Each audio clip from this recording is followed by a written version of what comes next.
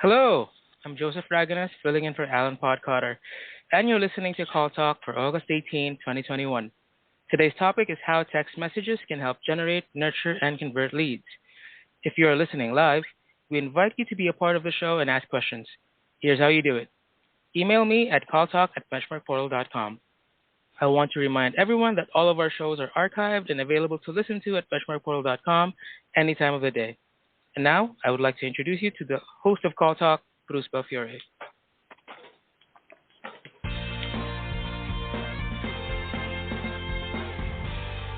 Thank you, Joseph, and welcome back to Call Talk, everyone. Texting is something that didn't exist for the contact center world a few years ago, and for many, it's still a small factor. But it is growing, and it offers challenges and opportunities for contact center managers, including those in the lead development and sales side. So this is really our first show ever dedicated to SMS texting, and so we wanted to bring on an expert to really help us to understand things. Because text messaging marketing holds massive potential for lead generation, but only if it's executed correctly. And there are specific ways that you can maximize the success of SMS. And so we have brought a special guest on for that. And so we're really we're happy to welcome Todd to our show. Thank Todd, you, Bruce. how are you Happy doing? to be here. Okay. I'm doing great. Very I'm good. doing great. Great. Okay, so a couple of words on Todd and his background so that you know what he's been up to. Todd Fisher is co-founder and CEO of CallTrackingMetrics. Sorry about that. Todd founded the business in 2012 with his wife, Lori, in their basement, and together have grown it into an Inc. 500 call management platform, serving over 30,000 businesses around the world. So this is a huge success story for Todd Fisher. Prior to CallTrackingMetrics, Todd co-founded Simo Software and as well Captico LLC, providing online software solutions for small businesses. So a real expert here. We're really happy to have him on. So Todd, we're going to get into the aspects of SMS for which you are particularly well known on the marketing and lead generation side. But for our listeners who are focused on customer service, I would also like you to share some of your ideas regarding the use of SMS texting for inbound customer service. How do you see it fitting into an overall multi-channel strategy? Well, that's a good question. I think maybe one of the things that I want to just address initially is, as somebody in this space, I learned primarily from my customers and the problems they bring to us, and often I look at it as an opportunity to provide a solution that fits their need. So in the case of customer service, one of the ways I sort of look at it is, I offer and personally do some of the support myself. This way I learn what it's like. So, for example, if I'm monitoring calls for our business, and I see that somebody has called in after hours, and I read the transcripts, well, it might be more convenient at that moment to respond to them with SMS, and then continue to have a support dialogue over text messaging. The reason might be because if it's after hours, it's later. I know that the person calling in was in a time zone where probably they have a family, they're at home. A phone call is a very not a synchronous thing, right? When you're on a phone call with somebody, you have to kind of stop everything you're doing and have that conversation. Whereas, in our busy lives in a remote world now, on a mobile app, we can be texting back and forth with somebody while they're making dinner for their family, or you yourself are making dinner for your family, right? That I think is an area often not sort of seen as being, but to me that seems to be one of the big values of customer service with SMS is you can kind of be multitasking, right? And it's asynchronous in the way you communicate. That's a big thing. I mean, when you think about it, the whole idea of multi-channel is to open access to the company, its information, its products, as much as possible.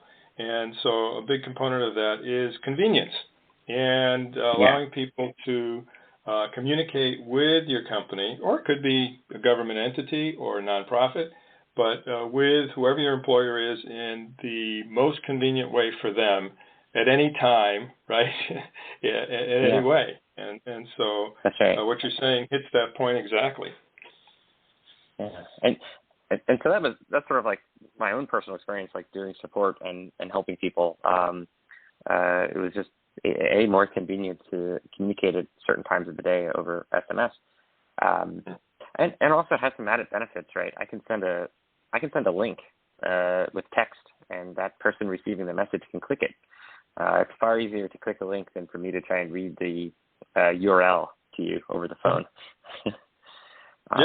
Yeah. So, and that's actually another way that we've used SMS successfully in the support role or customer service role is, you're on a phone call with somebody, and either maybe you want to upgrade that phone call to a video call. You send a link to the video call, or you need to send them some link via SMS that they can easily then access on their computer. Yeah.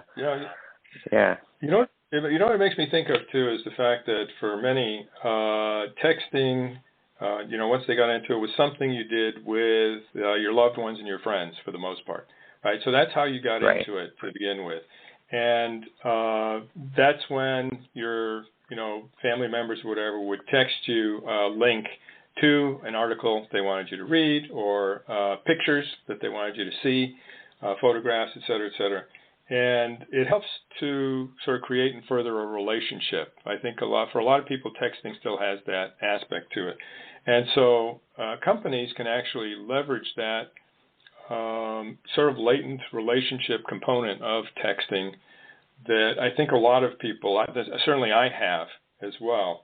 And where when you get a link to an appropriate resource, right, one that's a good one for you, or a link to a tool that allows you to do what you want to do, then that's a good thing. It's, as you say, it's asynchronous. It allows them to use it when they get home from work instead of having to take the call in the car or something like that.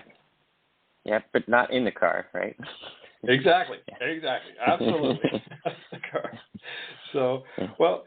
Okay, so those are great insights when it comes to the SMS for customer service. And let's turn over to SMS for marketing. And what makes text messaging an effective strategy for generating, nurturing, and converting leads?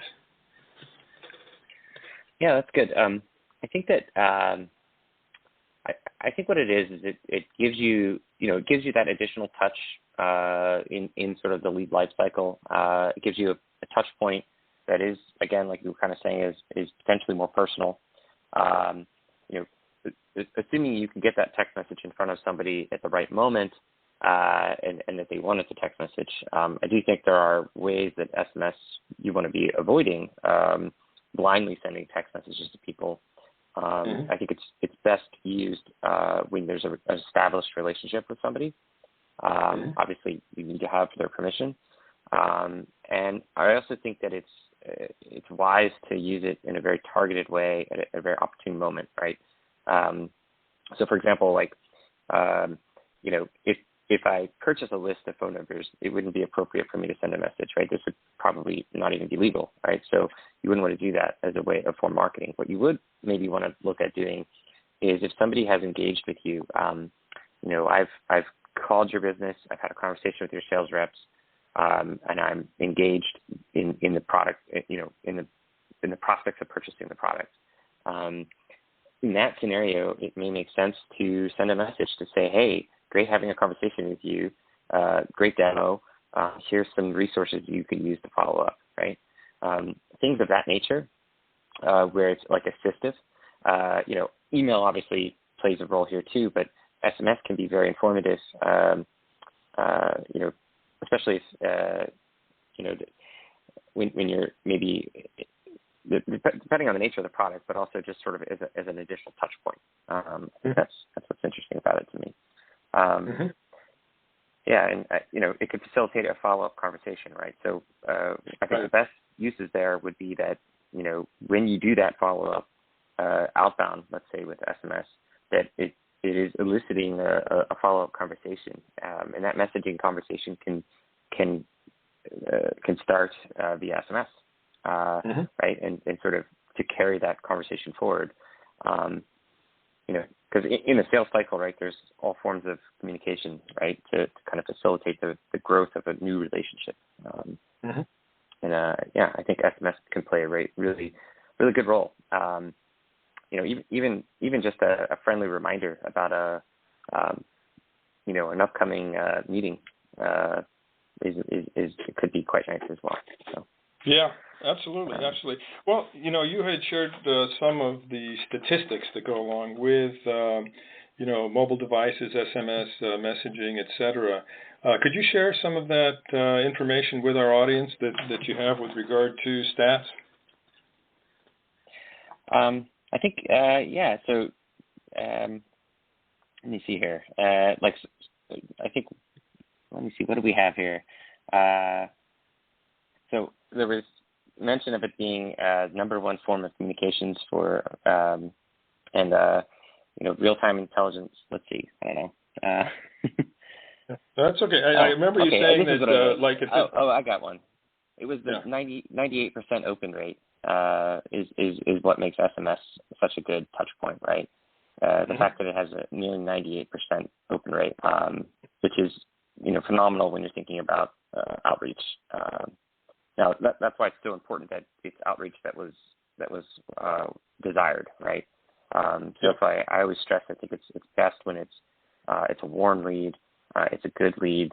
I would not use SMS for cold lead generation. Definitely for warm lead generation. AKA, Bruce, if you sent me a text message, that would be totally fine right now, right? We have a relationship now. If somebody in the audience sent me a text message trying to pitch me something that I don't know, that's probably very not okay. Right. So yeah, and I think that you'll see with the use of messaging, the warm lead use is very effective at conversion. Right, you'll get a really good response, but with the cold one, you'll get a very negative response. So I think the appropriateness of it is important to keep in mind. Yeah, it's also extraordinary for somebody of my age to see how it's just totally taken over from email. And it was one thing when my kids told me, don't bother emailing me, Dad. Just text us, right? Because that's how you can get a hold of us. We always have our cell phones, and we're always getting texts. We don't look at our emails that often anymore, et cetera. And it was like, what? How did this happen? Now, when my wife started doing the same thing, it was like, oh, okay, I guess I need to really get with the program here. But, that seems to be what's happening. So it's really where the messaging is happening, the communication is happening. So you want to be there. You want to do it the right way, though. You're absolutely right on that. If I were a marketer, Todd, wanting to start an SMS marketing strategy, what are some of the things that I should know? Well, I think the first thing up front is make sure that the folks that you're going to be incorporating into this are folks that want to be. Make sure you get their permission. They opt in. I think that it's good to have a strategy for how you're going to track the performance of that marketing effort.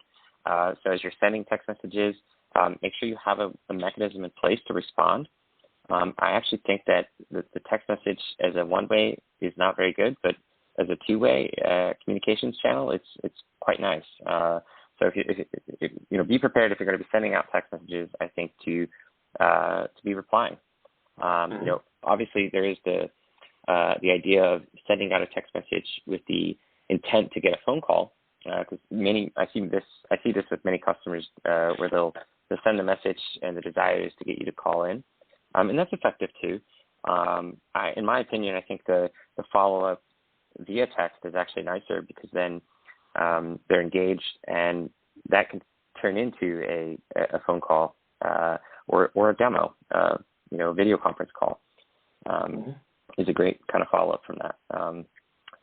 And then I think also it's good to be able to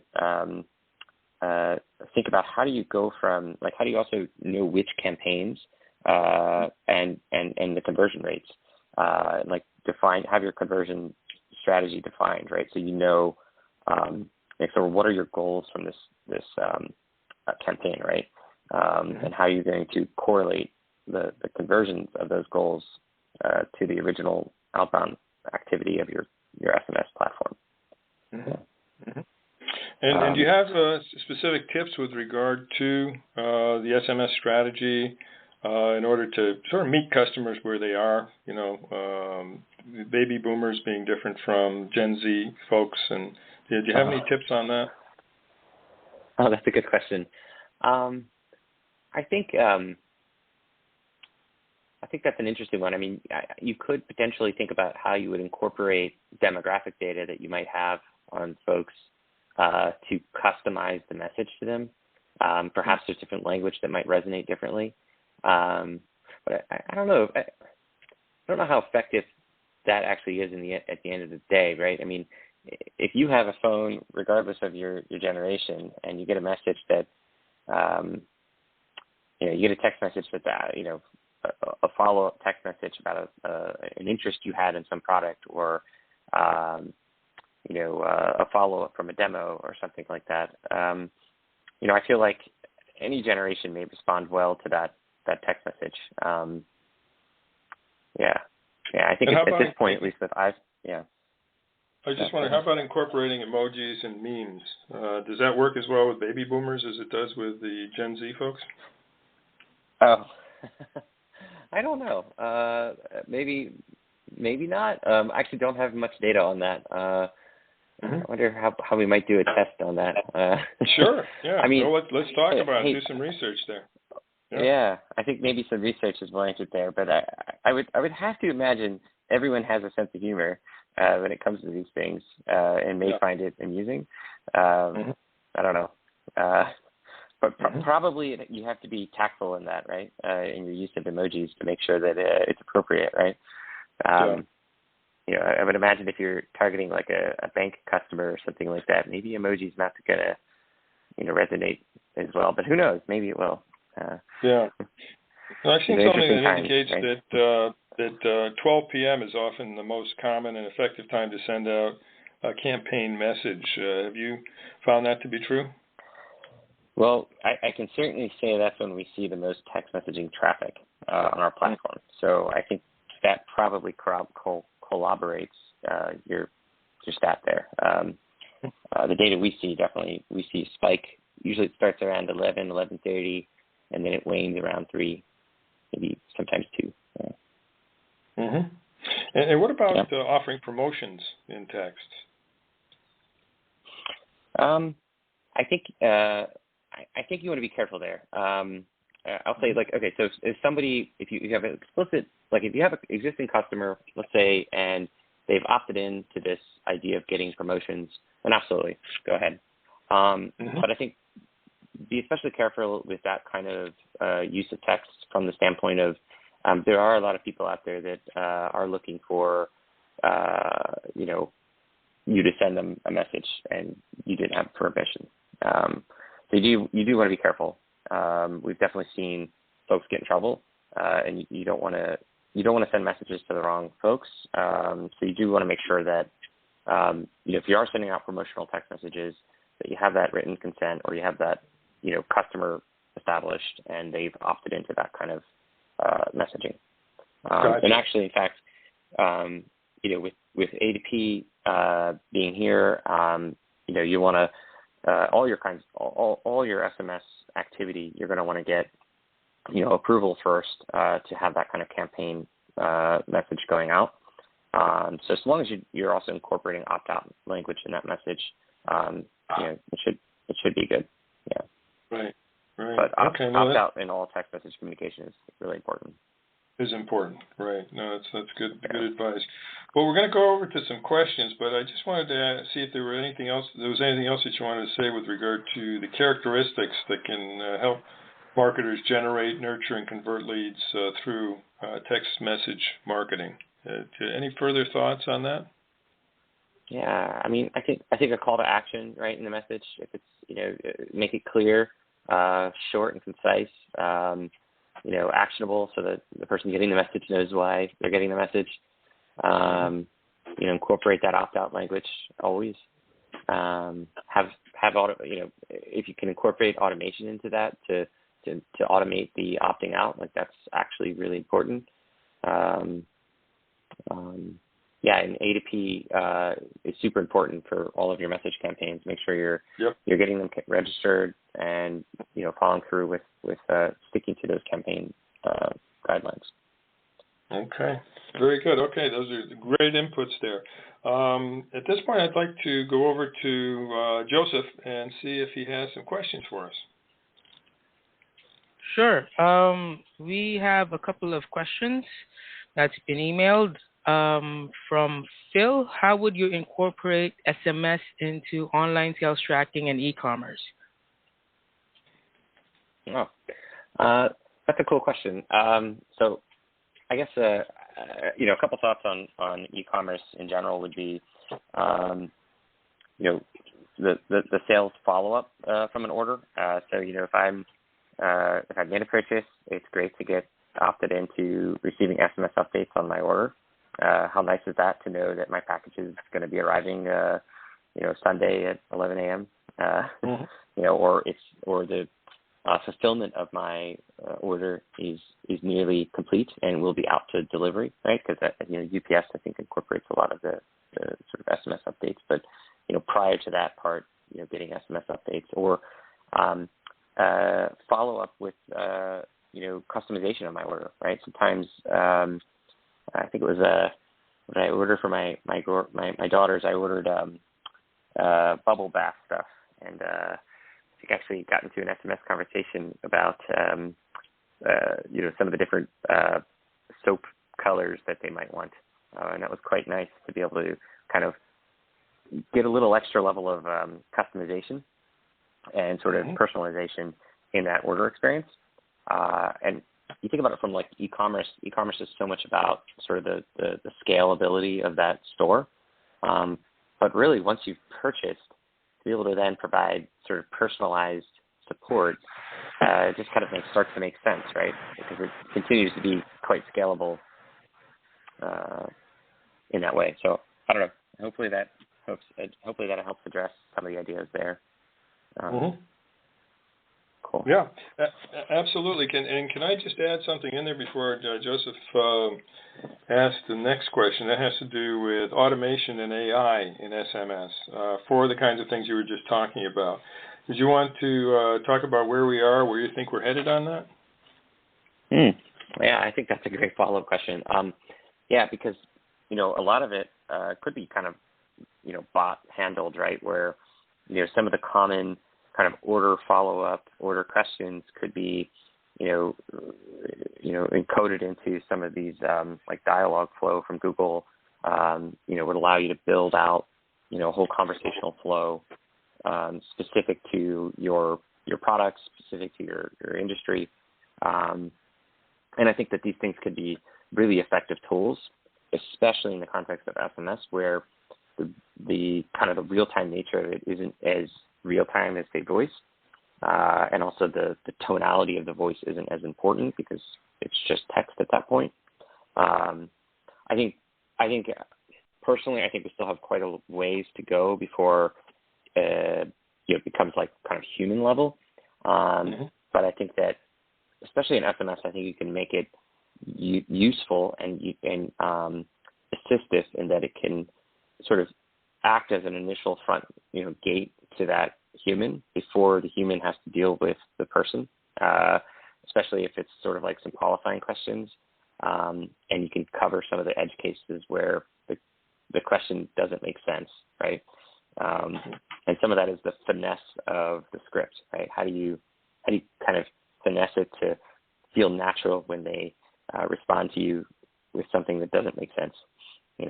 Some incoherent response, and you're like, asking them the same question again. Like that's not good. Right. In those cases, I think it's, hey, hang on a second. Let me see if I can look into that for you or something like that. And then that's when the human comes as long as the human also has the original transcript that the bot had with you, then they can become up to speed with what you asked the bot. So then they're not just asking you the same questions again too. Because Right. I see that a lot, right? The human just asks the same question the bot asked, and you're like, oh. Yeah. No, it has to be a seamless continuation of the automated interaction that then becomes human. Absolutely. Okay. Oh, that's great. Yeah. I think we have time for one more question before we end the program. So, Joseph, do you have another question for our guest here? Yeah, we have one from Sandra, Atlanta. How would you incorporate SMS for lead generation? Do you have any tips or tricks in that matter? Oh yeah. Okay, so I think one of the ways I've seen it work well is a lot of lead gen happens with web forms. So you have your website, it's advertising your product or service, and somebody Googled you, they clicked on your paid ad, then see your lead form, or they don't think of it as a lead form, right? It's a request for service form or contact us form. They fill it out. And then as part of that form, there's probably a checkbox, which is, or would you like to be, have us follow up with SMS? And if they check it, then that's great. Now you can send them a follow-up message, engaging them. And I think the nice thing about this is that, usually you want to get them on the phone, and, more and more folks will have, do not disturb on their phone. If they don't recognize your phone number, if you haven't gotten shaken and stir figured out yet, then, they're going to probably ignore your phone call. But, because the higher rate of open for SMS, if they've agreed to get a text message from you, then that initial text message could be the starting point to a phone call, or, like I said earlier, a demo, a video chat. So yeah, I think to me that's a really good way to do it. And then because that paid ad that you clicked on was expensive, all of that information from paid ad to form to phone call to next phone call to next phone call to video demo can flow back to that original ad, so that you can tell Google, hey, the $50 you just spent on that paid ad or click rather was worth it, which I think is a good thing when you can connect all those dots even through text messaging. Yeah. So yeah, that's what I got, or that's my thoughts on lead gen for now.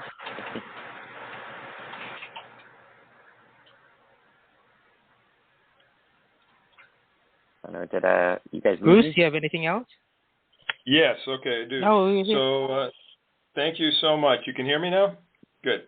Yeah. So thank you so much for taking us through that, Todd. And there's a lot in SMS that I think a lot of people have to learn. And this was a great way of bringing a lot of our listeners up to speed on certain things that are happening. So we've got Todd to thank for that. And, both on the customer service side and the marketing side. So we want to thank you, Todd. Is there any final thing that you'd like to share with our audience before we turn things back over to Joseph to end the show? No, I think this was fantastic. I think in this space, there's just so many interesting problems to solve, and each business has such a range of unique problems and ways to try and solve them. So it's a neat space. Yeah. Okay. Well, very good. Well, thank you to Todd Fisher, co-founder and CEO of CallTrackingMetrics, call management platform company serving over 30,000 businesses around the world. This has really been great, very enlightening, and we really appreciate your input here. And with that, we'll hand things over to Joseph to wrap up the show. Joseph?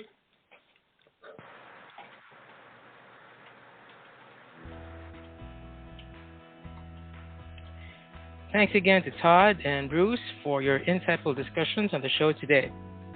Be sure to join us next month for another great show, or look at our huge selection of archive shows and topics at BenchmarkPortal.com. Then click on Call Talk, where you'll find over 7 seasons of the show. From all of us at Benchmark Portal, remember, be kind to one another, keep those headsets steady, and your fingers ready. This is Joseph Raganas filling in for Alan, signing out. Have a great day.